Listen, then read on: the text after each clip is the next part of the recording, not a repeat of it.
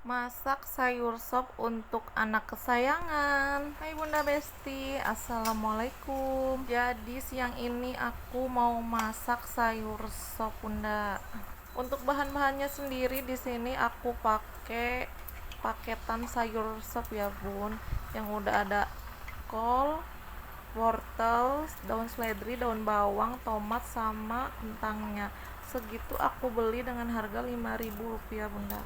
Oh iya, ada buncisnya juga Bunda, tapi cuman sedikit. Terus untuk bumbu-bumbunya di sini aku pakai bawang merah, bawang putih sama kemiri. Sebenarnya untuk bumbu-bumbu ini ada banyak versinya ya Bunda. Ada yang diiris tipis-tipis lalu digoreng, ada yang di blender terus baru digoreng, ada juga yang diiris tipis-tipis tapi nggak digoreng langsung dimasukin ke airnya. Itu semua tergantung selera yang masaknya aja ya Bunda. Kalau Bunda mau diiris tipis-tipis baru digoreng, boleh-boleh aja. Cuman untuk video kali ini aku lebih milih bumbunya yang di blender karena pengen cepet-cepet matengnya gitu. Untuk kentangnya emang sedikit banget ya Bun, dengan harga paketan 5.000 cuman dapat sepotong aja, nggak ada setengah-tengahnya. Lanjut ke wortel, ini aku juga cuman dapat satu buah wortel doang ya Bun. Ini sengaja wortelnya aku bentuk kayak bunga gitu biar lebih menarik lagi bentukannya. Tuh kan jadi lebih cantik lagi bentuknya. Tapi kalau Bunda kurang suka, bisa aja dibentuk bulat, menyerong ataupun kotak ya Bun. Pokoknya semua balik lagi ke selera masing-masing ya Bundaku.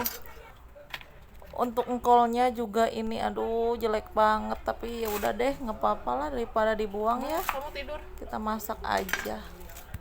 Buncisnya juga ini cuman dapet 3 doang.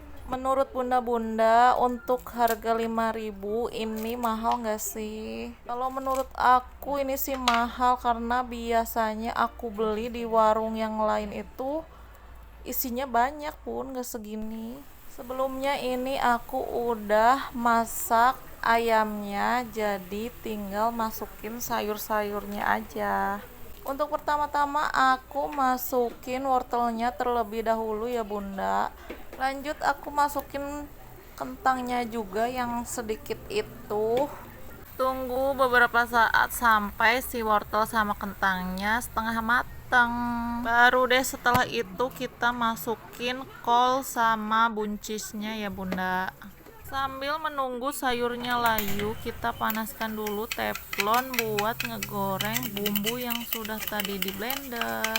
Lanjut ditumis-tumis agar nggak gosong ya Bunda. Tumis-tumis beberapa saat hingga bumbu berwarna kuning kecoklatan ya Bunda.